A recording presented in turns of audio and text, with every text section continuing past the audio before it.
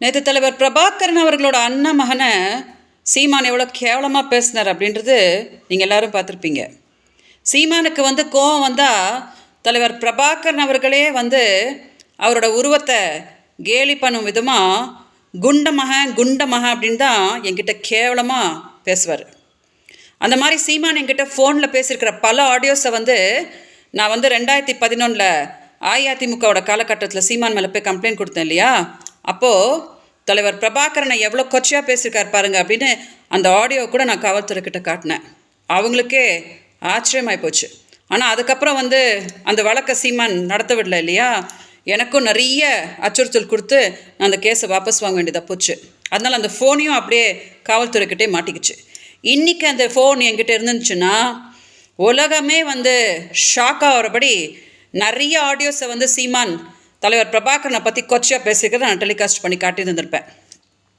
இன்றைக்கி நான் பேசியிருக்கிற இந்த விஷயத்தை போய் சீமான்ட்ட கேளுங்க, ஆதாரத்தை காட்ட சொல்லுங்க அப்படின்னு கேன்ட்டு போவார். சீமான்ட்ட நான் சொல்கிறேன், நேற்று மீடியா முன்னாடி சொன்னார் இல்லையா, என் மகனுக்கு தலைவர் பிரபாகரன் தான் பெரியப்பா அப்படின்னுட்டு.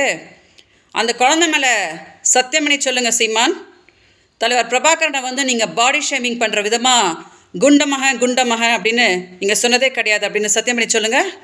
நான் கும்புற சிவபெருமான் மேலே சத்தியம் பண்ணி நான் சொல்லுவேன். ஏன்னா இதே காது சீமான் தலைவர் பிரபாகரனை கொச்சையாக பேசியிருக்கிறது கேட்டிருக்குது. இன்றைக்கி நான் தமிழ்நாடு மக்கள்கிட்ட ஒரே ஒரு விண்ணப்பத்தை தான் வைப்பேன்.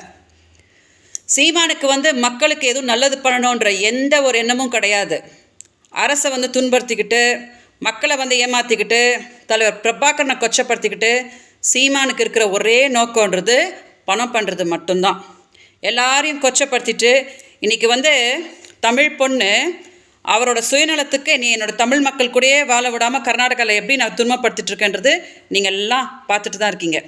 அதனால் நான் என்ன கேட்குறேன் தெரியுமா, எல்லார் வாழ்க்கையும் சீரழிச்சிட்டு மக்கள்கிட்ட போய் ஓட்டு கேட்டு மக்கள் ஓட்டு போட்டுட்டாங்கன்னா நம்ம முதலமைச்சர் ஆகலாம் அப்படின்னு சீமான் நினைக்கிறாரு இல்லையா, அதுக்கு சரியான பதிலடி நீங்கள் தான் கொடுக்க முடியும். அதனால் தயவு செஞ்சு என்னைய நேசிக்கிறவங்க யாரும் சீமானை ஆதரிக்காதீங்க. மீடியா தயவு செஞ்சு இந்த வீடியோவை மக்கள் பார்க்கும்படி டெலிகாஸ்ட் பண்ணுங்கள். வணக்கம்.